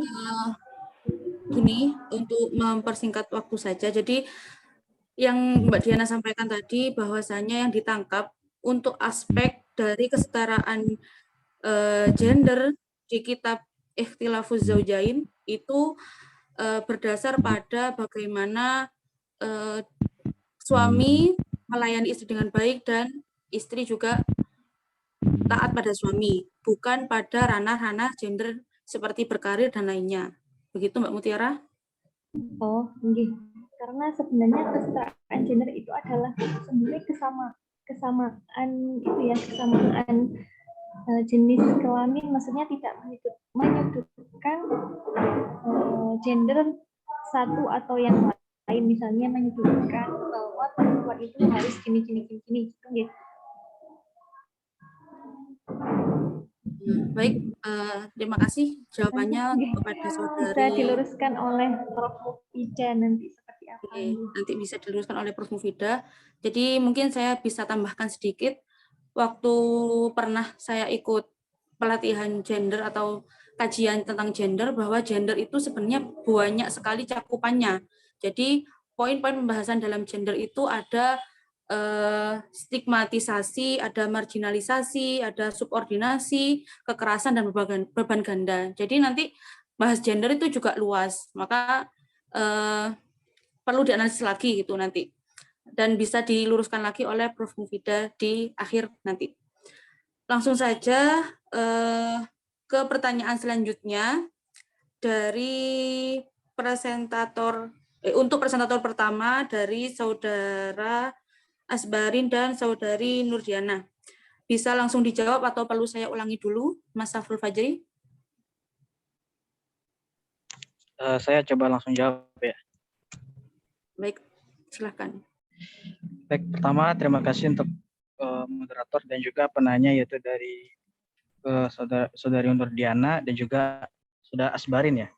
Baik, saya awali dengan pertama dari Nurdiana, yaitu pertama pendekatan apa untuk meminimalisir dari fenomena yang berkaitan dengan kasus bunuh diri ini.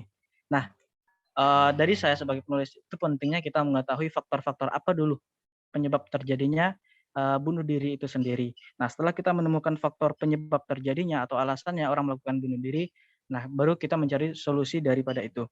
Nah, tadi saya mengangkat ada 3 faktor. Yang pertama kesehatan, kemudian ada ekonomi, dan ketiga ada sosial.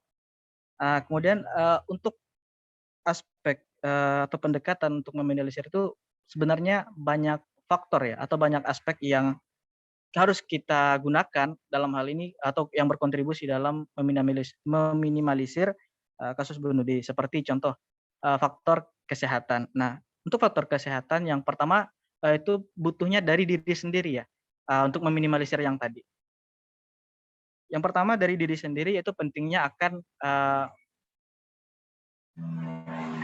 mental healthy ya, kesehatan mental seseorang. Jadi ketika seseorang sudah memiliki kesehatan yang optimal dalam hal ini terutama kesehatan jiwa ya, maka seseorang itu akan lebih sedikit minimal dalam hal melakukan percobaan bunuh diri. Jadi dalam hal ini menurut saya pendekatan untuk menulis itu tergantung pada penyebab terjadinya kasus tersebut. Kemudian dari kesehatan mental, kemudian dan juga ekonomi, misalnya seseorang lagi terpuruk, maka ada kalanya fungsi atau kontribusi dari keluarga, tetangganya yang saling membantu ketika seseorang itu mengalami kesusahan, kepayahan, kemudian dia membantu saudara-saudaranya karena bertetangga, bermasyarakat dan segala macam. Jadi menurut saya kembali lagi untuk pendekatannya kembali lagi kepada faktor-faktor yang menjadi terjadinya bunuh diri itu seperti tadi kesehatan. Nah, kembali lagi ke orang yang bersangkutan bahwa kesehatan mental itu juga sangat penting terhadap setiap individu kita. Sehingga ketika kita menghadapi suatu beban hidup yang berat, itu di situ pentingnya kita beragama ya, kita kembali kepada Tuhan Sang Pencipta. Sehingga setiap permasalahan yang kita hadapi kita serahkan kepada Allah Subhanahu wa taala. Begitupun dengan faktor-faktor yang lainnya tadi ya, ada faktor ekonomi, sosial, terutama sosial ya, dalam hal ini saya mengangkat tadi ada korban pemerkosaan. Tentu untuk meminimalnya adanya waspada untuk setiap individu kita, kewaspadaan dalam menjalin suatu hubungan atau dalam bermasyarakat, bermuamalah ataupun bersosial di tengah masyarakat. Adanya kewaspadaan terhadap diri kita. Jadi itu dari saya untuk pertanyaan yang pertama terkait pendekatan untuk meminimalisir kasus bunuh diri. Yang kedua yaitu apakah ada hukum Indonesia tadi yang berkaitan dengan bunuh diri ini. Setelah saya sempat ini ya, karena tadi saya mengangkat perspektif Islam ya, jadi saya tidak mengangkat dari hukum pidananya, tapi saya temukan bahwa hukum kita Undang-Undang Dasar tepatnya pada pasal 345 dalam hukum pidana. Mohon izin saya bacakan ya, singkat saja.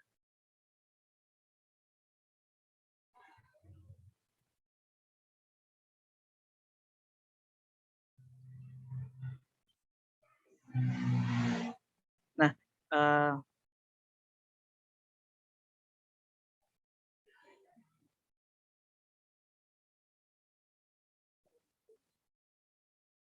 nih, pasal 345 Kitab Undang-Undang Hukum Pidana KUHP mengatur bahwa barang siapa yang sengaja mendorong orang lain untuk bunuh diri, menolongnya dalam perbuatan itu, atau memberi saran kepadanya untuk itu, diancam dengan pidana penjara paling lama 4 tahun. Kalau orang itu jadi bunuh diri. Dalam hal ini, yaitu adanya keterlibatan dalam pasal ini adanya keterlibatan orang lain seperti menyarankan sudah bunuh diri saja atau ketika seseorang melakukan bunuh diri gitu ya. Baik, itu yang kedua yaitu terkait hukum di Indonesia. Sebenarnya seperti baru-baru ini kita tahu ada salah seorang selebgram yang melakukan percobaan bunuh diri dan ini langsung dilakukan pemeriksaan oleh kepolisian. Tentu ini memiliki dasar hukum ya terkait dengan bunuh diri itu sendiri.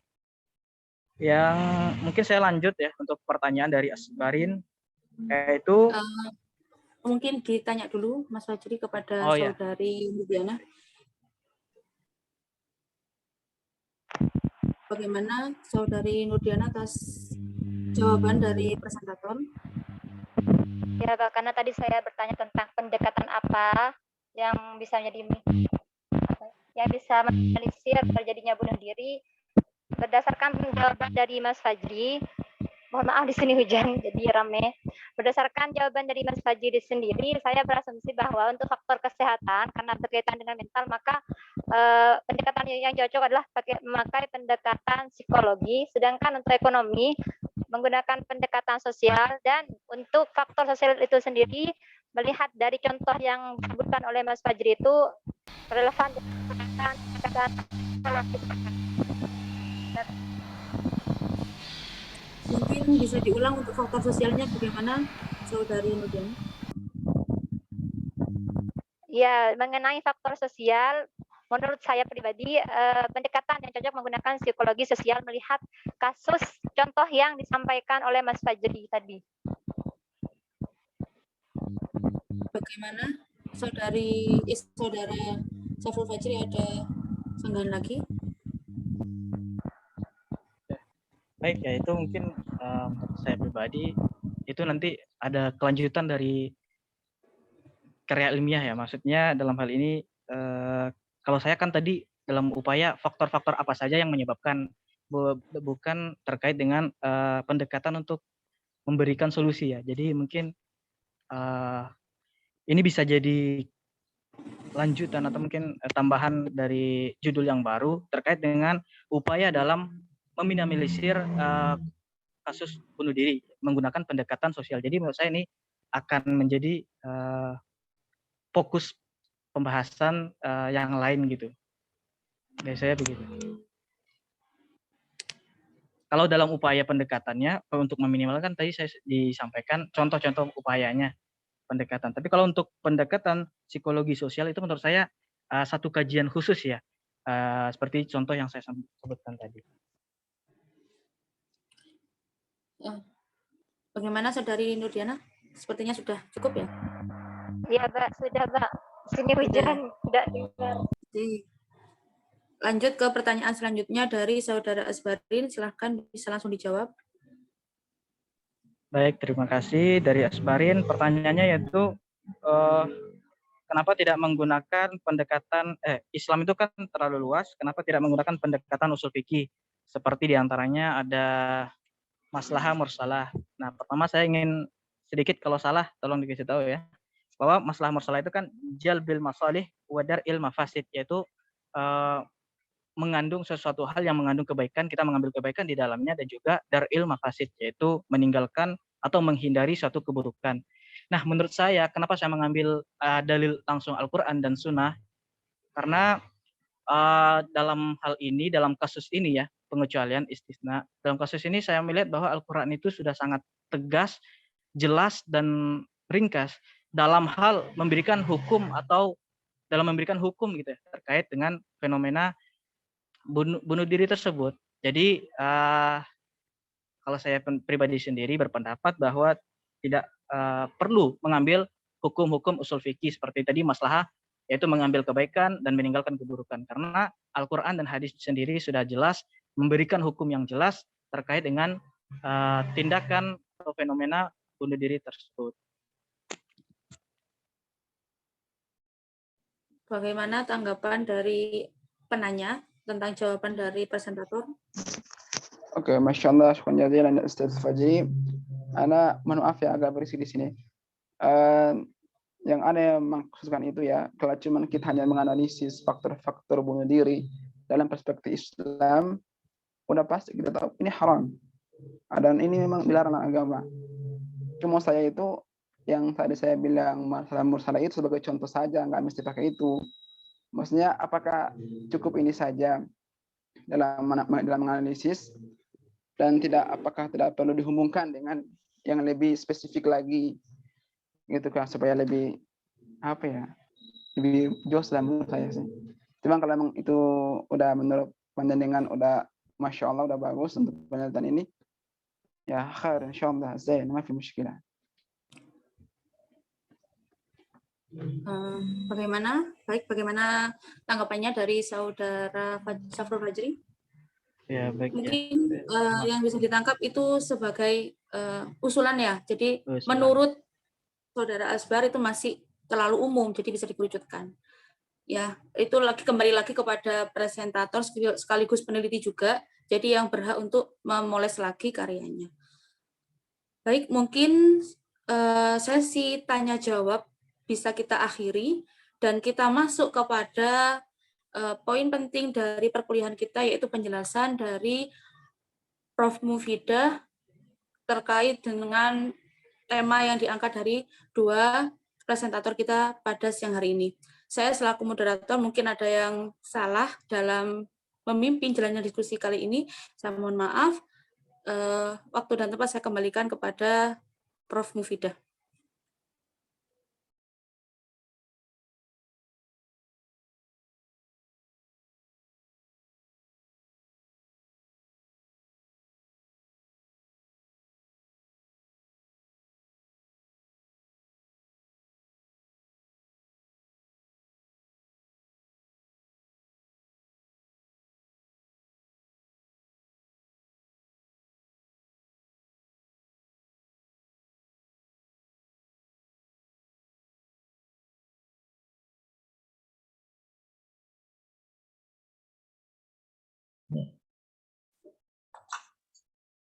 Baik, sudah Sudah terjawab semuanya atau ada yang masih belum dijawab?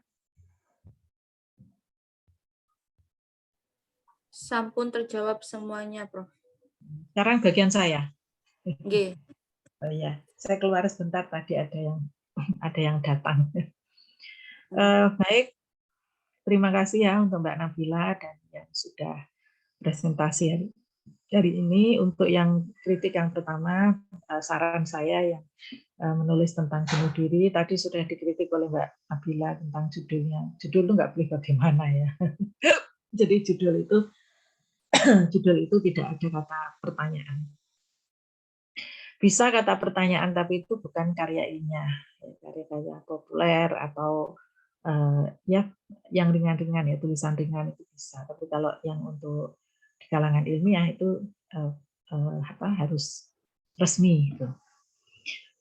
Itu yang pertama. Terus yang kedua, persoalan bunuh diri kalau dikaitkan dengan hukum yang ada di Indonesia misalnya, kemudian itu kan menyangkut hak asasi ya, orang mau bunuh diri mau tidak bunuh diri itu kan hak asasi, tapi hak asasi itu hak asasi seseorang itu juga dibatasi dengan hak asasi orang lain. Jadi misalnya kalau dia mau bunuh diri, dia harus dibatasi dengan siapa orang-orang di sekitarnya.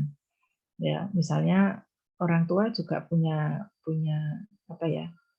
hak ya untuk untuk hidup tenang, tidak mempunyai masalah dengan anak yang bunuh diri. Kalau itu adalah seorang ayah, tanggung jawabnya pada keluarganya, pada anaknya. Kalau itu suami, istri, bagaimana, dan seterusnya. Jadi kita hidup itu mengapa diatur di dalam Islam itu, sekalipun hak-hak individu itu sangat dihormati, tetapi penghargaan terhadap hak individu itu adalah selalu dikaitkan dengan kemaslahatan apa yang terbaik buat dirinya, baik kehidupan dunia maupun kehidupan akhirat. Bunuh diri adalah tidak memenuhi persyaratan dua itu. Ya. Kemudian yang kedua, kalau dikaitkan misalnya dengan usul fikih dan sebagainya, itu nanti larinya adalah pada keputusan hukum. Ya, kalau keputusan hukum ya biasalah, bunuh diri adalah haram hukumnya dan ada dalilnya, udah selesai. Tapi kalau dikaitkan dengan pendekatan sosiologi dikaitkan dengan psikologi, itu akan lebih hidup. Misalnya dari sekian banyak orang yang bunuh diri itu alasannya apa? Kita bisa kategorikan alasannya adalah persoalan ekonomi, ada persoalan patah hati atau broken gitu ya. Kemudian ada juga yang karena faktor dia adalah disabilitas mental misalnya. Nah, dari situ nanti analisisnya adalah analisis sosiologis. Ya, analisis sosiologis, analisis psikologis ya, bagi orang yang bunuh diri itu sebenarnya adalah orang yang melalui sebuah proses mental yang tidak sehat. Semua orang yang bunuh diri. Karena kalau orang yang mentalnya sehat tidak akan dia bunuh diri. Jadi bunuh diri merupakan depresi yang paling akut. Itu namanya keinginan bunuh diri dan sampai dia melakukan bunuh diri. Ya. Jadi kalau yang masih galau, masih baper, masih itu belum disebut dengan stres berat ya. Tapi kalau itu terus-menerus maka jadi nanti itu ada jalan keluar gitu ya. Ada jalan keluar misalnya preventif edukatif dalam perspektif Islam terhadap orang yang melakukan bunuh diri itu apa supaya tidak terjadi, mencegah gitu ya. Kemudian mungkin yang kedua, kalau ada orang yang bunuh diri yang di dalam Islam itu dilarang, apakah haknya dia untuk mendapatkan sebagai layak sebagai manusia itu dia dikurangi? Kan tidak ya. Ini kan ada yang tidak perlu disolati, tidak perlu tidak perlu didoakan ya. Itu kan ada ya yang mengatakan seperti itu.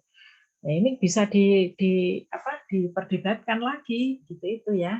Karena orang takziah itu tidak hanya untuk mayit tapi juga untuk keluarganya. Ya, jadi keluarganya yang anaknya bunuh diri, suaminya bunuh diri, istrinya bunuh diri, terus dia mengadakan tahlil, terus tidak ada orang yang datang, misalnya kalau di situ tahlil kan bukan persoalan ritual, tapi ini kan persoalan sosial apa tuh sosial budaya ya, masyarakat Muslim khususnya di Asia Tenggara. Nah itu sebenarnya ruang-ruang yang bisa diperdebatkan, gitu ya, bisa ditulis dengan bagus. Jadi harus lintas disiplin. Kalau hanya soal ini loh datanya orang bunuh diri, dalam hadisnya tidak boleh. Ya, sudah selesai dari dulu-dulu ya begitu aja. Ya, jadi tidak ada novelty atau ada temuan barunya apa. Jadi kalau diperdebatkan persoalan tadi yang saya sebutkan, bagaimana hak-hak orang keluarga bunuh diri ya dalam konteks sosial budaya, kemudian juga kalau didekati dengan teori-teori psikologi klinis ya itu juga menarik gitu ya, karena orang bunuh diri adalah bukan sebuah proses yang mendadak tetapi sebuah proses yang cukup panjang berkaitan dengan mental dan juga sosial gitu. Ini gitu ya Mas ya, mungkin itu nanti menjadi pertimbangan untuk memperbaiki apa itu makalahnya. Terus yang kedua tadi itu tentang kritik ya terhadap kitab. Jadi begini, sebenarnya kalau saya dari awal ya, kan saya sudah share ya, share buku saya itu dibaca itu, kalian itu enggak usah nulis yang artinya itu gini loh, saya menulis itu adalah untuk memudahkan mahasiswa agar dia memahaminya itu lebih cepat. Ya. Jadi bukan berarti itu kenang-kenangan terus dianggap sebagai souvenir, itu bukan ya. Jadi itu bukan saya memberikan souvenir, tapi itu adalah instrumen pembelajaran, ya media pembelajaran yang harus dibuka, harus dikritisi. Sehingga ketika menulis tentang ini, makanya Mbak Nurdiana tadi itu mengkritisi. Ya, seharusnya tidak hanya sampai di situ cara menganalisisnya, tetapi menganalisisnya adalah dari indikator kesetaraan gendernya. Apakah kesetaraan gender itu dari aspek akses, partisipasi, kontrol, dan manfaat. Nanti kalau apakah itu sudah bersih dari stereotip, dari diskriminasi gender, ya, yang wujudnya itu adalah stereotip atau stigmatisasi negatif, kemudian ada subordinasi, marginalisasi, beban ganda, dan kekerasan berbasis gender, gitu ya. Itu menjadi ukuran dua ini. Ya, kalau di situ tidak ada dalam cara menafsirkannya, maka di situ disebut dengan penafsiran yang bias gender. Nah, memang kalau jenis kelamin itu kan memang perbedaan, memang dari sonanya sudah berbeda. Tapi kalau pembedaan itu dalam proses-proses, pembedaan itu dalam proses, misalnya cara memberikan, cara menyikapi, cara membentuk anak laki-laki, cara membentuk anak perempuan, ya dibeda-bedakan dalam segala hal, hak-haknya dan sebagainya. Ada juga yang memberikan akses yang sama. Itu masyarakat selalu seperti itu.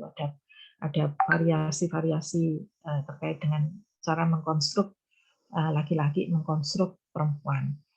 Nah dari situ ada sebuah proses. Jadi misalnya pekerjaan-pekerjaan apa saja yang layak dikerjakan perempuan dan yang tidak layak dikerjakan oleh laki-laki atau sebaliknya. Itu adalah bikinan manusia sendiri. Ya, tapi kalau perempuan melahirkan itu adalah ciptaan Tuhan. Ya, ciptaan Tuhan. Perempuan menstruasi, perempuan bisa menyusui itu adalah ciptaan Tuhan, tidak bisa direkayasa. Sekalipun mau ganti kelamin ya tetap aja nggak akan bisa untuk menjadi penuh ya sebagai laki-laki atau sebagai perempuan. Nah, pembagian kerja antara laki perempuan itu sebenarnya tidak masalah ya. Ya, misalnya laki-laki itu bekerja di kantor, perempuan di rumah, ya laki-laki melakukan aktivitas produktif, perempuan reproduktif di dalam domestik ya, dalam kehidupan domestik itu tidak ada masalah. Yang menjadi masalah itu akhirnya kan penghargaan atas peran yang diberikan pada keduanya. Jadi misalnya kalau laki-laki itu mencari nafkah, dia dapat uang, maka harganya lebih tinggi. Terus dia minta dilayani, dia mengatur. Ya, kalau misalnya mengatur dengan baik, mengayomi, bertanggung jawab, itu luar biasa, itu qawwam ya namanya. Tapi kalau dia itu adalah posisi dia minta dihargai tapi nggak punya modal kasih sayang, nggak punya modal kepemimpinan yang baik, tidak punya modal kewibawaan, tidak punya modal mau mendengarkan dan sebagainya, maka ya seperti ini yang disebut dengan penindasan di dalam rumahnya sendiri. Jadi perempuan yang seringkali di posisi ini. Jadi ada perbedaan yang kemudian. Mas Barin tolong ditutup ya. Mas Barin.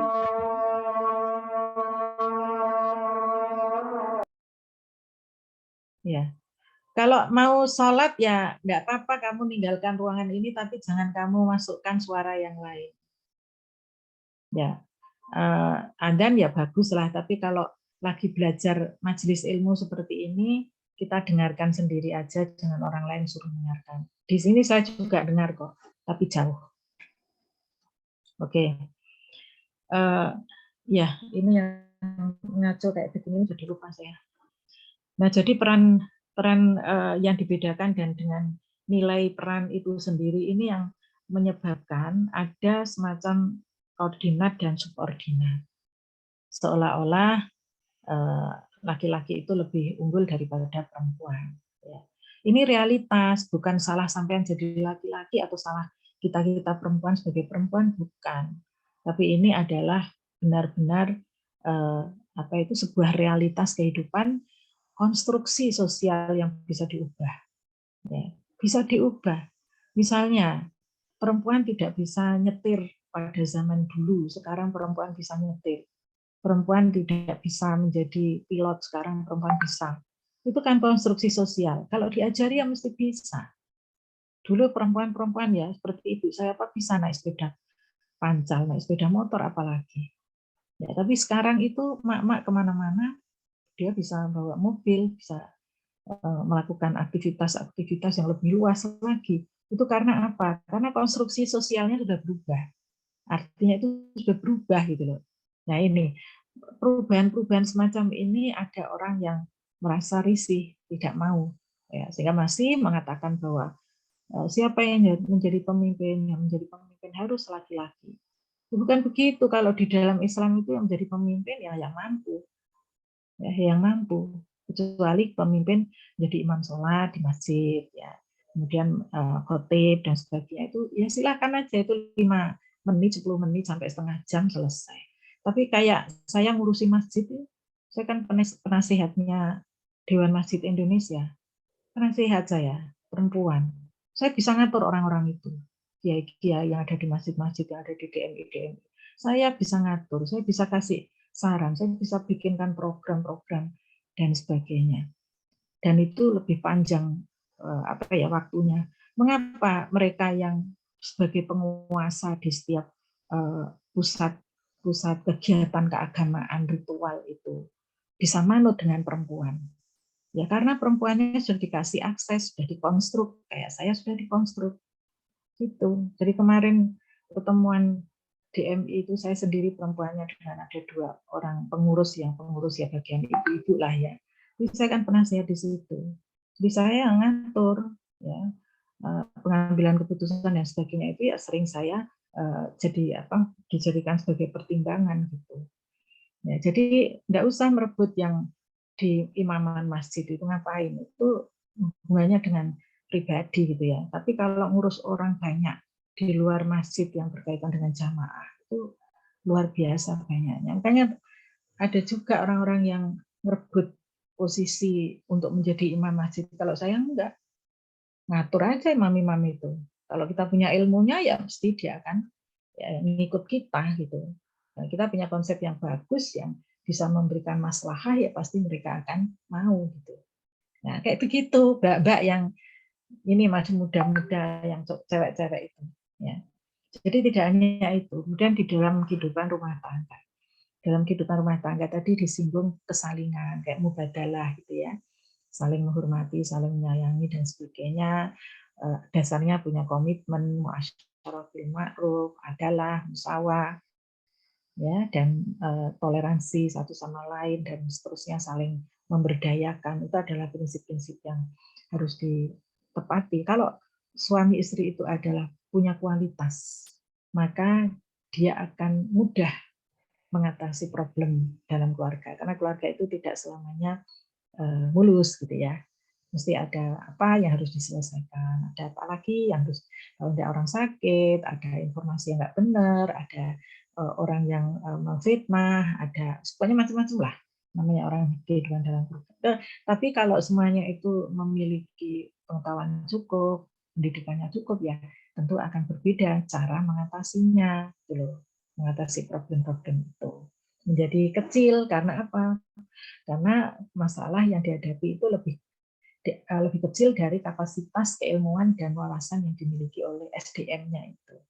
Ini pentingnya untuk menjadi perempuan yang punya perempuan yang pendidikan yang baik, punya wawasan. Jangan takut punya istri yang hebat. Ya.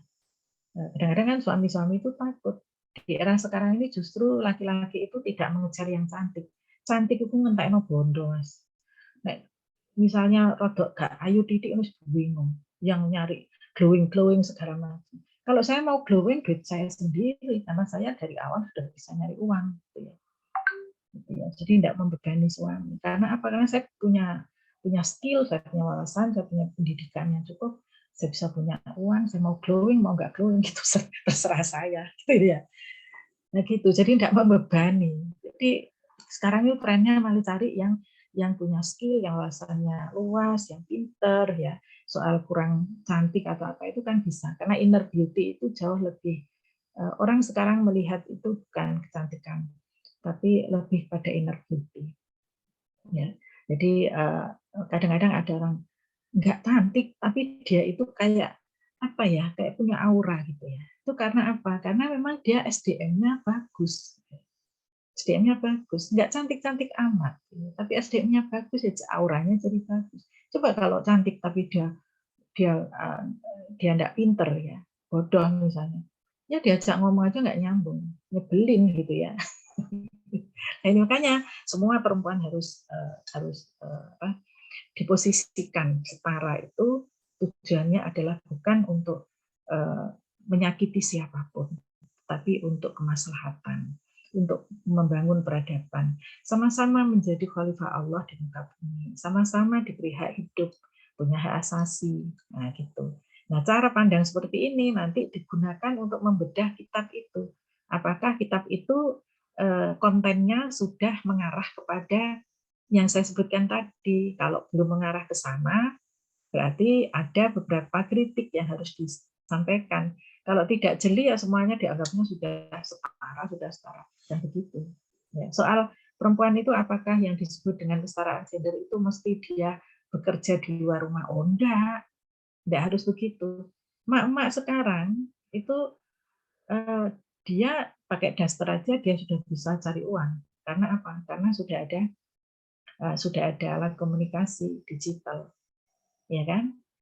Dan sekarang kantor-kantor itu juga sudah mulai menerapkan separuh-separuh. Anak saya sebagai konsultan perempuan ya, konsultan perusahaan transnasional, perusahaan internasional ya. Itu dia kalau butuh kalau perlu tanda tangan, perlu apa begitu baru ke kantor. Selebihnya dia masih WFH ya. Karena yang diperlukan itu adalah skill, kecerdasan ya, smart skill, itu yang bisa memberikan kontribusi terhadap perusahaannya. Tidak harus datang ke kantor ya. Ya kalau guru SD sampai dosen itu pasti ya harus bertemu dengan mahasiswa dan murid-muridnya. Nah, jadi pilihan itu mau jadi ibu rumah tangga ya baik perempuan itu. Mau jadi mau jadi gubernur ya baik, mau jadi apa saja yang baik gitu loh.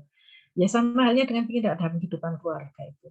Misalnya membuat kopi buat pasangannya itu baik, oh baik. Membantu merawat orang tua itu baik, oh baik. Mencari nafkah baik. Ini sekarang kalau misalnya ada perempuan juga mencari nafkah adalah baik. Perempuan mencari nafkah ya baik, nggak apa, asalkan nanti bisa mengatur kehidupannya. Cara mengaturnya bukan sendiri, yang rumah tangga bukan miliknya perempuan, bukan miliknya istri. Jadi diatur bareng-bareng. Ya, siapa mengerjakan apa supaya nanti tetap sehat semuanya, tidak salah satu dikorbankan sampai semua orang semua yang ada di rumah itu harus dilayani oleh satu orang yang namanya istri. Ya, ini yang kritik orang-orang Barat terhadap terhadap rumah tangga yang model seperti ini. Ya, akhirnya mereka kan feminisme radikal mengatakan bahwa keluarga rumah tangga itu adalah berumah tangga itu sama dengan penindasannya, perkawinan lembaga penindasan perempuan. Karena apa? Karena praktek itu yang dia lihat. Ya, tapi kalau kita praktek seperti Rasulullah sendiri terhadap keluarganya, ya, ada hadisnya juga. Kemudian dibuktikan dengan Sayyidah Aisyah juga menyampaikan ke khalayak tentang bagaimana perilaku Rasulullah yang jadi tauladan umat sedunia ini. Ya. Kalau mau kembali ke sana, ya aman kita. Tapi kan banyak yang tidak mengikuti Kanjeng Nabi. Nah, kayak begitu. Ini ya, jadi qawwam. Misalnya ada Arijal. Arijalu qawwam. Apakah Arijal itu adalah mesti laki-laki? Iya, disebutkan dalam Al-Quran itu laki-laki, suami. Tetapi fungsi-fungsinya itu bisa bergeser. Di antara kalian ini ada enggak yang orang tuanya sudah meninggal dan ibunya yang mencari nafkah? Apakah dia tidak disebut dengan qawwam? Melindungi, membiayai anaknya, ya, sampai anaknya itu kuliah selesai, ibunya itu nggak mau menikah lagi karena kalau menikah lagi belum tentu cocok. Mending tenaganya habis untuk ngurus anak-anaknya supaya dia bisa punya masa depan yang lebih baik. Kan banyak seperti itu. Apakah mereka bukan qawwam yang berkaitan dengan wabima anfaku terhadap anggota keluarganya? Ya ini, terus qawwam itu disebutkan yang gagah, yang uangnya banyak, yang begini-begini, yang kuat secara fisik, secara mental, dan sebagainya. Kalau ada suami yang sudah stroke, apakah dia itu harus dikeluarkan dari rumah itu karena dia sudah tidak punya fungsi qawwam? Nah, ini kalau tidak dianalisis dengan analisis gender begini, siapapun laki perempuan dia harus terjaga harkat dan martabatnya. Sekalipun dia sudah lemah, sudah stroke, tetap aja dia itu manusia yang harus dihargai. Ya, jadi tidak boleh sembarangan. Misalnya suami sudah tidak bisa bekerja, terus dia minta cerai, itu orang perempuan yang tidak bisa bertanggung jawab. Mengapa? Dia masih punya pandangan bahwa suami yang baik adalah yang memberikan nafkah yang penuh. Kalau kurang namanya bukan suami yang baik, gitu ya. Padahal kan makanya ini alternatifnya kan perempuan juga dia bisa. Kalau dia bisa melakukan kebaikan untuk keluarganya, mengapa tidak? Gitu ya. Nah ini jadi mengasuh anak baik, istri mengasuh anak baik, suami mengasuh anak ya tentu saja baik. Ya. Istri membuatkan makanan buat suaminya, apakah itu baik? Oh baik, berpahala. Kalau suami misalnya membawakan pergi dari mana, terus memberikan makanan yang dia suka, istrinya memberikan daster yang dia suka, yang kasihkan istrinya suka. Yang begitu baik apa enggak? Baik gitu ya. Jadi ini kesalingan yang seperti sandal yang satu sama yang lain itu tidak selalu diam tetapi selalu bergerak, tetapi bentuknya tetap sama, hanya posisinya yang berbeda. Nah, seperti itulah kehidupan itu sebenarnya yang diinginkan dalam gender di dalam Islam. Kalau punya waktu ya enggak apa-apa, besok pagi bisa nginceng-nginceng ya. Bisa nginceng-nginceng di kajian saya besok pagi yang sudah saya share kemarin. Hanya 1 jam. Jam 6 sampai jam 7 boleh off cam dengan dengan layah-layah begitu. Nanti kalau pas kepingin bertanya ya cukup dengan di room chat itu aja, nanti akan dijawab. Hostnya itu ketua PSGA UIN ya, Pusat Studi Gender dan Anak. Kalau saya kan sudah mantan berapa 20 tahun yang lalu, mantan ketua PSGA 22 tahun yang lalu. Nah, yang sekarang ini ketuanya yang sekarang yang jadi hostnya. Itu saya kupas tuntas. Besok kalau tidak salah saya bicara soal HAM, gender, Islam, HAM dan gender, kemudian juga qawwam ya kayaknya, memperkuat yang saya sampaikan hari ini. Nah itu ya saya cuplik-cuplik sedikit-sedikit untuk bisa memberikan masukan kepada seperti tadi Mbak